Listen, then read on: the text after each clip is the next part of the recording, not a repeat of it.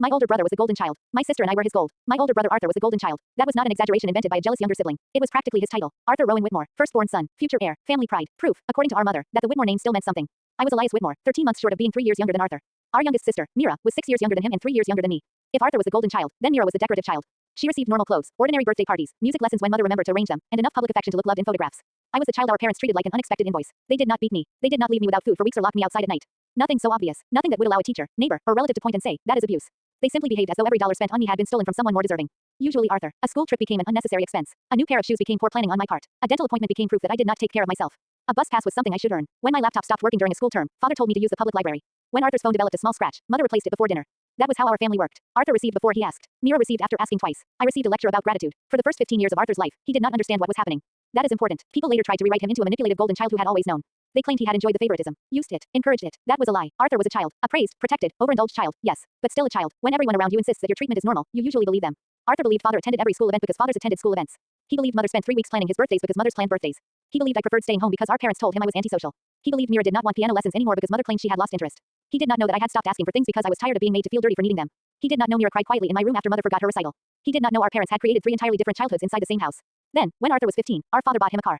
That was the moment everything changed. The Whitmore family was comfortable, though not truly rich. Father owned Whitmore Office Solutions, a company that supplied furniture, printers, document systems, and technology support to law offices, medical clinics, and local corporations. At its strongest, the company generated around $18 million in annual revenue. It had a warehouse, 2 showrooms, 50 employees, and several long-standing commercial contracts. Father spoke as though he had built a multinational empire. In reality, grandfather had started the company, expanded it carefully, and handed father a business with stable clients and almost no debt. Mother came from a respectable family and considered herself responsible for maintaining our social standing. She hosted dinners, joined charity boards, attended private club functions. She knew which families owned cottages, which children attended prestigious schools, and which marriages were experiencing difficulties before the couples themselves appeared aware. Arthur was her masterpiece. He was handsome even as a child. Dark hair, gray eyes, a confident smile. He played tennis, performed well academically, and could speak to adults without becoming awkward. Mother dressed him well and positioned him beside important guests. Father took him to the warehouse, introduced him to managers, and let him sit in on meetings he was too young to understand. I was quieter, not shy exactly. I simply learned early that speaking invited correction. Mera was warm, artistic, and eager to please. Our parents liked her, but they did not build their lives around her. Arthur stood at the center. The rest of us adjusted. On his 15th birthday, father brought us outside after dinner. A dark blue Audi TTRS sat in the driveway with a silver ribbon across the hood. Arthur stopped on the front steps. His mouth fell open. What? Father laughed. It will be waiting for you when you get your license. Arthur looked at mother. She was filming. You bought me a car. Your first car, father said proudly. The phrase mattered. Not a car. The first. As though several were already scheduled. Arthur walked around it in disbelief. The car had cost nearly $80,000 after taxes and options. He could not legally drive it alone. Father had purchased it because Arthur mentioned during dinner that one of his classmates had received a BMW. I stood near the garage holding the handlebars of a bicycle that was barely functional. The front brake had stopped working 2 weeks earlier. The chain slipped whenever I climbed a hill. My middle school was too far to walk comfortably, and our parents refused to pay for a bus pass because father said transportation would teach me discipline. That morning, I had pushed the bike for almost 2 kilometers after the chain came loose. There was still black grease beneath one fingernail. I do not remember feeling jealous when I saw the Audi. Mostly, I felt stupid. Stupid for asking father the previous week if he could help repair my bike. Stupid for explaining that I needed it for school. Stupid for believing the answer had anything to do with money. Arthur turned away from the car. His eyes landed on me. Then the bicycle. He looked down at the Audi's polished wheels. Back to my worn tire. The smile on his face slowly disappeared. What happened to your bike? He asked. Father was still speaking to one of our neighbors, who had come outside to admire the car.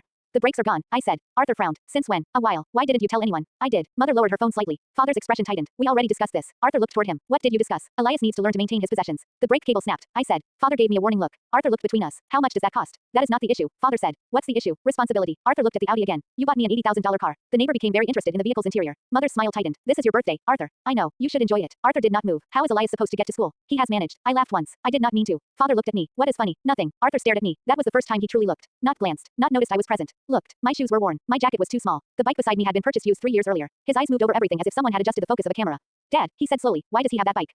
Father sighed. Arthur, do not let Elias ruin your birthday. I felt my face burn. I didn't say anything. Mother stepped toward Arthur. Come on, sit inside. Your father will take you around the block. Arthur remained still. Then he asked me, how much is a bus pass? I shrugged. About 80 a month. And the bike repair, maybe 100. He looked at our parents. Neither answered. Something changed in his face. Not anger yet. Confusion. The kind that comes when two facts cannot exist comfortably together. He received a sports car he could not use. I lacked reliable transportation to school. Our parents claimed the issue was responsibility. Arthur walked to the Audi. For 1 second, father's smile returned. Then Arthur pulled the silver ribbon from the hood. He folded it once, placed it on the roof. I don't want it. Mother stopped recording. What? I don't want the car. Father laughed awkwardly. You're overwhelmed. No. Arthur looked at me. Then back at father. Sell it. Fix Elias's bike. Father's face became hard. We are not selling your car over a bicycle. Then buy him a new one. He can earn one. Arthur stared. So can I. Silence. Father stepped closer. This is not your concern. He's my brother. The words were simple, but I had never heard anyone in the house say them as though they carried responsibility.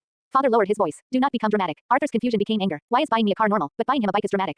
Mother grabbed his arm. Arthur, the neighbors are watching. He pulled away. Good. That was the beginning. The Audi remained. Father refused to return it. For 3 months, Arthur would not sit inside. He sold several expensive birthday gifts mother had purchased and used the money to buy me a reliable hybrid bicycle, a helmet, winter tires, and a yearly transit pass.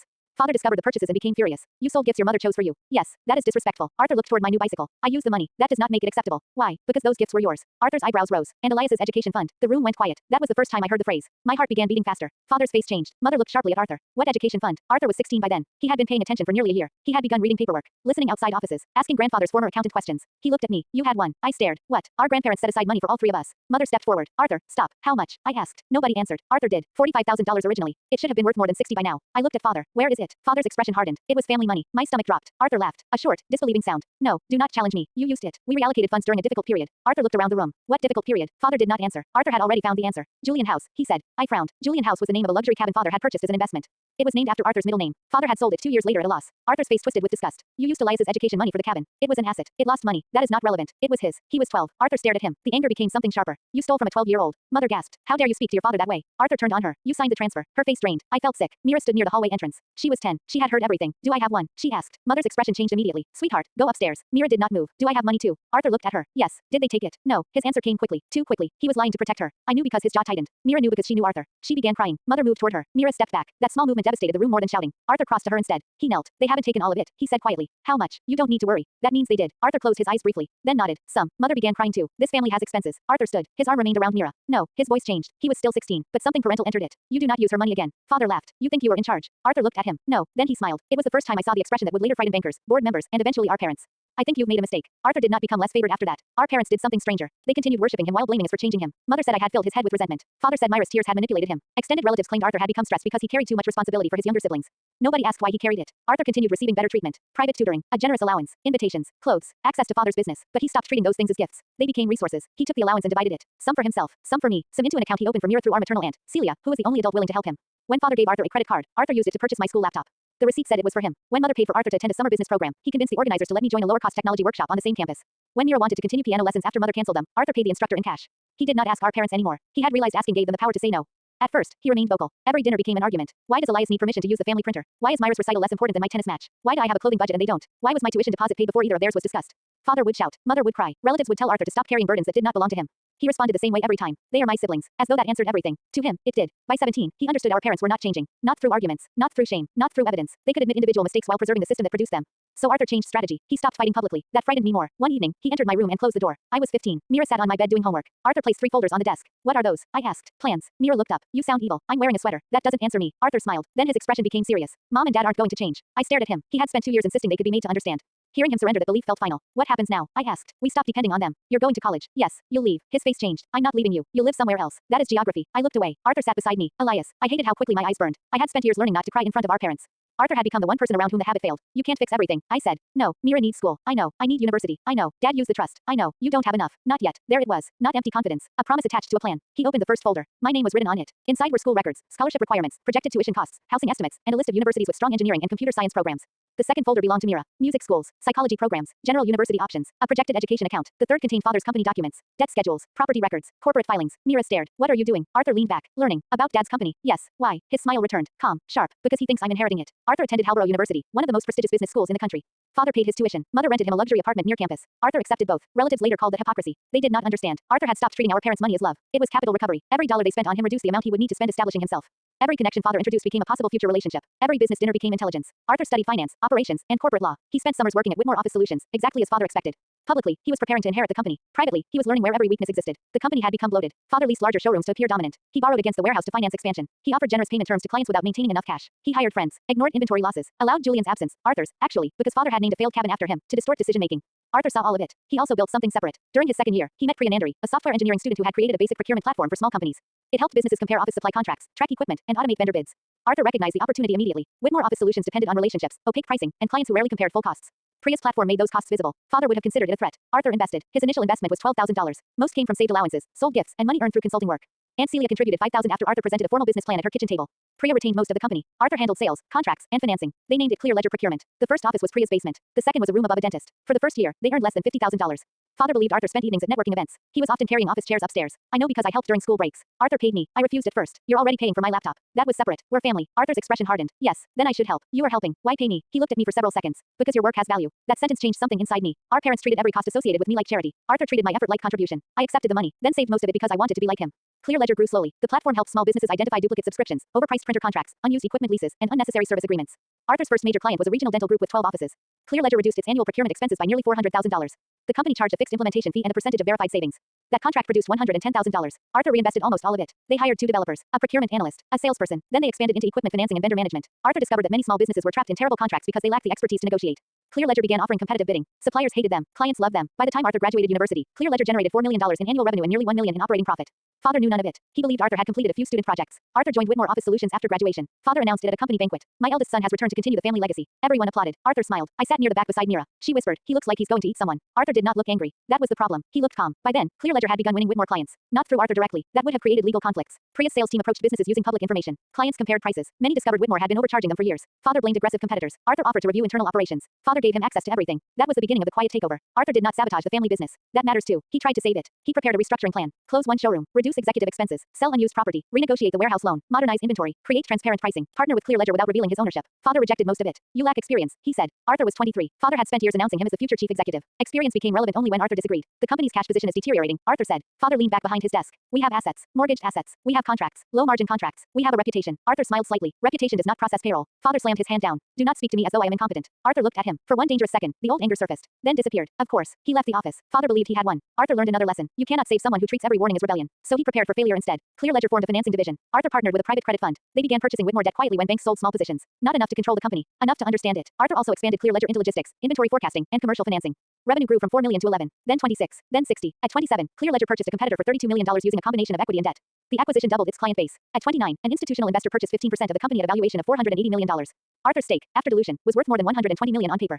He sold a small portion. After taxes, he received nearly $8 million in cash. The first thing he did was pay off my student loans. I found out when I logged into the account. Balance, 0. I called him. What did you do? I have done many things. My loans, gone. I didn't ask you. No, Arthur, what? You cannot just pay $78,000 without telling me. I already did. I stood in my apartment, furious and overwhelmed. I was paying them, at 6.4%. That's not the point. What is the point? I'm not your responsibility. Silence. Then his voice softened. No, my anger faltered. You are my brother. That sounds similar. It isn't. What's the difference? Responsibility can be imposed. He paused. You are chosen. I sat down. For several seconds, I could not speak. Arthur continued lightly. Also, your interest rate offended me. I laughed through tears. He hated when gratitude became too emotional. So did I. We understood each other. Myra's path was harder emotionally. She had grown up receiving enough to feel guilty for complaining. Our parents attended some of her events, purchased normal clothes, paid ordinary school costs. Whenever she spoke about unfairness, Mother reminded her that other children had less.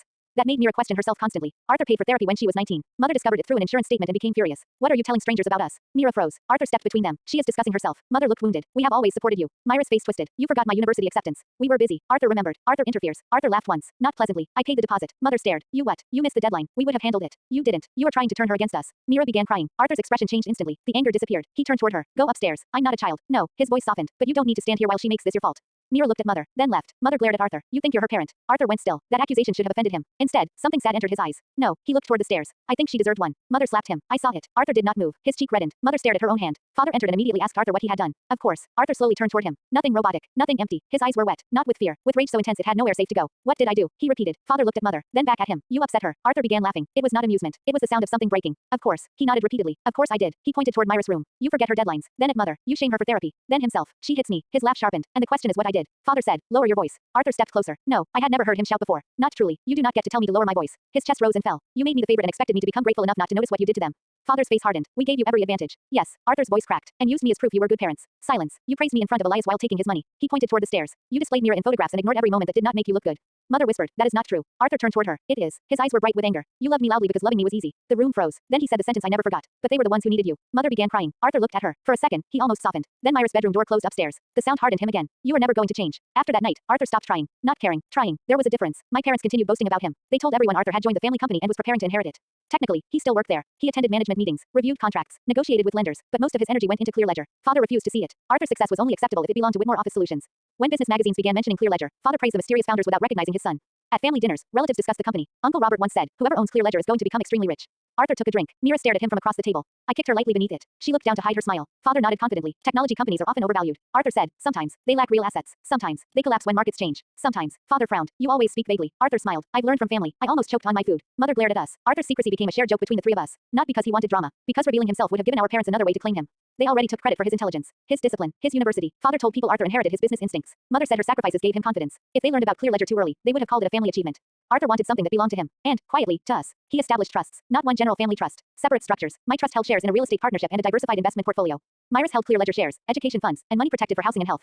Neither our parents nor Arthur could withdraw funds for unrelated purposes. He designed them that way deliberately. You cannot touch this, I asked while reviewing mine. No, what if you need the money? It isn't mine. You created it. For you. That still makes it yours. No, his expression hardened. I will not repeat what they did. That ended the argument. Myra's university was paid. So was graduate school, her therapy, her apartment deposit, her first car, a safe-use Volvo that Arthur pretended was a company fleet vehicle so she would accept it. When I started a cybersecurity consultancy with two classmates, Arthur invested $200,000. He required proper contracts, took a minority stake, asked brutal questions, refused to guarantee success. He did not rescue us from failure. He gave us the security to attempt things without being destroyed. That was the difference between support and control. Our parents never understood it. Arthur met Vivian Laurent when he was 29. She was 30. Her family owned Laurent Industrial Group, a manufacturing and infrastructure company worth several $billion. Vivian was not a decorative heiress. She ran Lawrence Energy Systems division. She had an engineering degree, a sharp sense of humor, and an unfortunate tolerance for Arthur's work habits. They met during a procurement negotiation. Clear Ledger was bidding to manage part of Lawrence supplier network. Vivian rejected Arthur's initial proposal. He revised it. She rejected the revision. He flew to meet her in person. Their meeting lasted 4 hours. According to Vivian, they spent 3 hours arguing and 1 hour realizing they were enjoying it. Their romance developed slowly. Dinner after negotiations, weekend trips, calls that began with contracts and ended after midnight. Arthur did not hide her from us. He introduced Vivian to Mera and me before our parents. That mattered. We met at a quiet restaurant. Arthur arrived first. He was nervous. I had never seen him nervous before. Mera noticed too. She leaned toward me. He's tapping his thumb. I see it. He only does that before lender meetings. Arthur looked at us. I can hear you. We know, Mera said. Vivian arrived moments later. She wore a cream coat and greeted Arthur with a kiss. The tension left his shoulders immediately. That told me everything. During dinner, she asked about us. Not politely, specifically. She knew my company, Myra's design work, our education. Arthur had spoken about us often. At one point, Arthur left to take a call. Vivian watched him walk away, then looked at us. He loves you both. Mera smiled. We know. Vivian's expression became curious. You said that quickly. I looked toward Arthur. He stood near the window, speaking into his phone with one hand in his pocket. Arthur was the only person who never made us earn it. Vivian's face softened. What were your parents like? Mera and I exchanged a glance. That was complicated. Before we could answer, Arthur returned. What are you discussing? You, Vivian said. Unwise. She smiled. I like them. Arthur looked at us. Did you threaten her? Not yet, I said. Mera added. We're waiting for dessert. Arthur laughed. That evening was the first time I understood he might finally have someone who cared for him without needing him to be responsible. Vivian did not want rescuing. She did not need tuition, housing, protection. She could stand beside him. I wanted that for him more than I had ever wanted anything from him. The engagement happened 2 years later. Arthur proposed privately during a trip to Iceland. Vivian accepted. The Laurent family welcomed him cautiously, not because they disliked him, because they knew very little about the Whitmores. Arthur had kept his parents distant. Vivian's father, Charles Laurent, was respectful but protective. He knew Arthur worked at Whitmore Office Solutions and had outside investments. He did not know the full scale of Clear Ledger. Arthur intended to explain before the wedding. Then father's company began collapsing faster than expected. Whitmore Office Solutions had survived for years through refinancing, property sales, and Arthur's quiet negotiations. Without his interventions, it would have failed earlier. But Arthur had never wanted employees to suffer for our parents' stupidity. He arranged temporary credit, helped sell an unprofitable showroom, protected pension obligations, negotiated supplier extensions. Father interpreted every rescue as proof the company remained strong. Then he made a disastrous acquisition without consulting Arthur. He purchased a struggling office technology firm for $22 million. Most of the price was financed. The acquired company had overstated recurring revenue and concealed client losses. Within 1 year, Whitmore Office Solutions needed nearly $30 million to meet debt obligations and stabilize operations. Father expected Arthur to solve it. Arthur refused to inject personal money without control. Father refused to surrender control. They reached an impasse. The company began defaulting quietly. Our extended family noticed. Not the details. The fear. Mother reduced charity donations. Father sold a vacation property. Julian, there was no Julian in our family, though relatives still compared Arthur to cousins, began whispering that Arthur had abandoned his parents after benefiting from them. The story spread. Arthur was the golden child. Arthur received everything. Arthur worked inside the company. Arthur became engaged to a billionaire's daughter. Now the family business was failing, and Arthur refused to help. Our relatives saw an opportunity to feel righteous. They had ignored me and Mera for years. Now they discovered our neglect because it could be used against Arthur.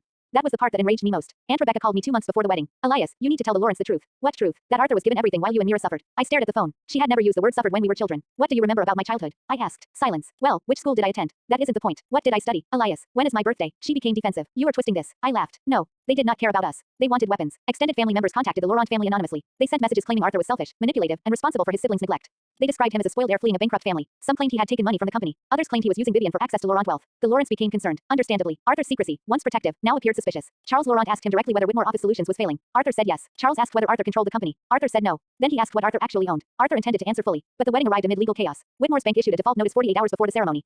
Father concealed it. Several relatives learned. They planned to expose it publicly. And Arthur, for the first time in years, looked unsure what to do. Not financially, emotionally. He loved Vivian. He feared that revealing Clear Ledger's scale during the crisis would look like another manipulation. He feared her family would believe he had hidden his wealth to trap her. He feared our parents' collapse would stain everything. Arthur had solved everyone's emergencies for years. At his own wedding, he finally reached a moment he could not solve alone. So Mera and I did what he had taught us. We stepped forward. The wedding took place at the Laurent estate, a historic property overlooking a lake. 200 guests attended. Industrial executives, investors, university friends, Clear Ledger employees who knew Arthur as chairman, Whitmore relatives who believed he was a salaried manager. The collision was inevitable. Arthur wore a black tuxedo. He stood near the library before the ceremony, staring out the window. I entered with Mera. She wore dark blue. I wore charcoal. Arthur glanced back. You're supposed to be with the wedding party. So are you, I said. He looked toward the garden. Guests were gathering. What happened? Mera asked. Nothing. We stared. Arthur sighed. Charles received documents. What documents? Whitmore debt schedules. Anonymous letters. Claims that I diverted company money. Did you? No. Then what's the problem? The timing. Mera stepped closer. Have you told Vivian everything? Most. Arthur. I was going to explain Clear Ledger after the lender situation was stabilized. I laughed in disbelief. You were going to marry her before telling her you're worth hundreds of millions. His jaw tightened. I told her I own it. Did you tell her how much? No. Mera rubbed her forehead. You're an idiot. Arthur looked offended. I am dealing with several issues. You are dealing with your own wedding the way you deal with a distressed acquisition, I said. He turned toward me. What does that mean? You think more information will become available if you delay. It usually does. This is not a bond maturity. Mera grabbed his hand. Does Vivian think you are using her family? No. Does Charles? I don't know. There it was. Arthur did not know. That frightened him. He had built his life around knowing. Before we could continue, the library doors opened. Father entered. Mother followed. Behind them came Aunt Rebecca, Uncle Thomas, and several extended relatives. Father closed the door. We need to speak. Arthur's face became blank, not robotic, guarded. What? Father looked at me and Mera. Privately. No, Arthur said. Mother sighed. Arthur, this concerns the company. Then speak. Father's face tightened. The bank has accelerated the warehouse loan. I know. We need $28 million. No, you have access to Laurent Capital. Arthur's expression changed. Absolutely not. Father stepped closer. This marriage can stabilize everything. Mera made a disgusted sound. Mother looked at her. Stay out of this. Arthur moved instantly. Do not speak to her that way. Mother's face twisted. This is exactly the problem. What problem? You indulge them. Silence. I felt every muscle in my body tighten. Arthur slowly turned toward her. Indulge. Yes. Mother gestured toward us. You paid Elias's loans. You funded his company. You paid for Myra's therapy, apartment, education, car. Mera stared. You know. Mother laughed bitterly. Of course we know. Arthur's face became hard. And you created dependency. I began laughing. I could not help it. Aunt Rebecca frowned. This is serious. I looked at her. No. This is insane. Mother pointed toward Arthur. He always needed to feel superior by rescuing them. The words struck him. I saw it. Arthur had endured accusations of control before, but hearing his care rewritten, his vanity hurt. His mouth opened. Nothing emerged. Father stepped in. You have spent years secretly building your own position while allowing the family company to weaken. Arthur found his voice. I kept it alive. You undermined me. I negotiated every extension. You refused to invest. I refused to give you 30 million without governance. You were my son. A low laugh escaped Arthur. Bitter. Tired. I know. Father leaned closer. You owe this family. No. Yes. Father's voice rose. We gave you every advantage. Arthur looked at me. Then Mera. Pain moved across his face. For the first time, I saw guilt. Not for receiving favor as a child. For failing to prevent it sooner. I know. He said quietly. Aunt Rebecca seized the moment. And what did they receive? She pointed toward us dramatically. Elias was ignored. I stared at her. Mera was treated as decoration. Myra's face hardened. Do not use me. Rebecca ignored her. Arthur received cars, tuition, introductions. The company. The company. Arthur repeated. Yes. Rebecca looked righteous. You were the golden child. Arthur's jaw tightened. That was not my choice. But you benefited. Yes. The answer silenced her briefly. Arthur continued. I benefited. His voice became rough. I was a child and did not understand at first. Father scoffed. Do not apologize for being successful. Arthur turned on him. This is not about success. Emotion exploded through the room. He pointed toward me. He rode a broken bicycle to school while you bought me a sports car. Then Mera. She cried alone after recitals while Mother posted photographs from my tennis matches. His voice shook. You gave me everything loudly enough that I could not hear what they were missing. The room quieted. Arthur laughed once, painfully, and when I finally heard it, you blamed them. Mother began crying. We loved all of you. No. Arthur's eyes filled, not with weakness, with fury. You loved me as evidence. Father shouted. Enough. Arthur looked at him. Something inside him finally snapped. No. He stepped forward. No, you do not get to say enough. His voice rose. I spent 15 years cleaning up after you. The extended family stared. I negotiated lender extensions. Father's expression changed. I paid supplier arrears through third parties. Mother looked confused. I protected employee pensions. Father whispered. What? Arthur laughed. Did you think the bank suddenly became patient? He spread his hands. Did you think suppliers simply forgot? He pointed toward himself. I kept Whitmore Office Solutions alive because 800 employees independence did not deserve to lose everything over your pride. Father's face went pale. And now, Arthur's expression became cold. Now I am done. Father stared. You would let the company fail on your wedding day. No. Arthur smiled without warmth. I will let you lose it. Before Father could respond, the library doors opened again. Charles Laurent stood there. Beside him were Vivian, her mother, 2 Laurent lawyers, and several guests. They had heard enough. Vivian looked at Arthur, not angry, hurt. Why didn't you tell me? Arthur's face changed completely. All anger disappeared. Vivian, you own Clear Ledger. Yes. How much? Arthur hesitated. That was all the extended family needed. Aunt Rebecca spoke quickly. He hides everything. I turned on her. Be quiet. She stared. You don't speak to me. I said be quiet. For once, I sounded like Arthur. It worked. Charles entered. My lawyers estimate Clear Ledger's value above $1 billion. The room erupted. Mother gasped. Father stared. Aunt Rebecca whispered. No. Arthur looked at Vivian. I intended to explain. When? Before the wedding. Mera laughed sharply. We are before the wedding. Arthur closed his eyes. Yes. Vivian's face tightened. Why hide it from me? I did not hide ownership. You minimized it. Yes. Why? Arthur looked toward our parents. Then at us. Because everyone who learned what I had began treating it as family property. Vivian stared. That includes me. No. Then why? Arthur struggled. I had never seen him unable to articulate something. He had spoken before lenders, boards, courts, and angry employees. But love made him clumsy. Finally, he said, because I wanted to know you chose me before the number became part of the decision. Vivian's eyes filled. That was not your decision to make. No, he nodded. You're right. Father interrupted. This is ridiculous. If Arthur owns Clear Ledger, then there is no crisis. Everyone looked at him. Father's face brightened. Genuinely, he had just learned his son was worth hundreds of millions. His first thought was access. We can refinance Whitmore immediately. Arthur stared at him, then began laughing. Not quietly. A hard, disbelieving laugh that echoed through the library. Mother looked frightened. Father's hope faltered. What? Arthur wiped one eye. You heard that I lied to the woman I love. His laughter sharpened. You heard that your company is collapsing. He pointed toward me and Mera. You heard everything they lost. Then he looked directly at Father. And your first thought was refinancing. Father's face hardened. This company is your inheritance. No. Arthur's laughter stopped. It is your consequence. The extended relatives began speaking over one another. Arthur had deceived the Lawrence. Arthur had abandoned the family company. Arthur had accepted every childhood advantage. Arthur had secretly built wealth while pretending loyalty. Aunt Rebecca turned toward Charles Laurent. You should understand what kind of man he is. Charles's expression remained unreadable. Rebecca continued. He was worshipped while Elias was neglected. I stepped forward. No. She looked at me. You don't need to protect him. My temper broke. Protect him. I laughed. You people ignored me for 20 years and now suddenly want to defend me because it gives you a weapon against Arthur. Rebecca's face reddened. We all saw what happened. No, you didn't. I moved into the center of the room. You saw enough to gossip. The room quieted. When my bike broke, which of you helped? Nobody answered. When my education fund disappeared, which of you asked where it went? Silence. When I started university, which of you knew what I studied? Rebecca looked away. I laughed bitterly. You did not care about me. My chest tightened. You care about hurting Arthur. Father said, Elias, this is not. I turned toward him. No, my voice shook. Arthur was 15 when he realized what you were doing. I looked at Charles and Vivian. He sold his birthday gifts to buy me transportation. Arthur whispered, Elias. I ignored him. He used every advantage they gave him to help us. Mera stepped beside me. Her eyes were wet. He paid for my piano lessons when Mom canceled them. Mother cried harder. Mera looked at her. You said I lost interest. Mother whispered. We were under pressure. Mera laughed through tears. I was 10. She turned toward Vivian. Arthur paid my university deposit because they forgot the deadline. Then Charles. He paid for therapy when they told me needing help embarrassed the family. Arthur's face tightened. Mera, you don't need to. Yes, she said. She looked at him. You always speak for us. Her voice softened. Let us speak for you. Arthur fell silent. I reached into my jacket and removed a folder. I had brought it because I knew our relatives were planning something. Inside were documents, trust statements, investment records, corporate agreements. I handed them to Charles. Arthur created protected trusts for both of us. Charles opened the folder. His lawyers moved closer. My trust was established when I was 16, I said, before Clear Ledger became successful. Mera added, mine holds company shares he cannot take back. Charles reviewed the papers. How much are they worth? I looked at Arthur. He stared at me. He did not want this revealed. Not because he was ashamed. Because he never wanted support to become a performance. I answered anyway. Mine is worth approximately $14 million. Gasps. Mera said quietly. Mine is worth 19. Mother sat down. Father's mouth opened. Nothing came out. Aunt Rebecca looked from us to Arthur. You gave them $33 million.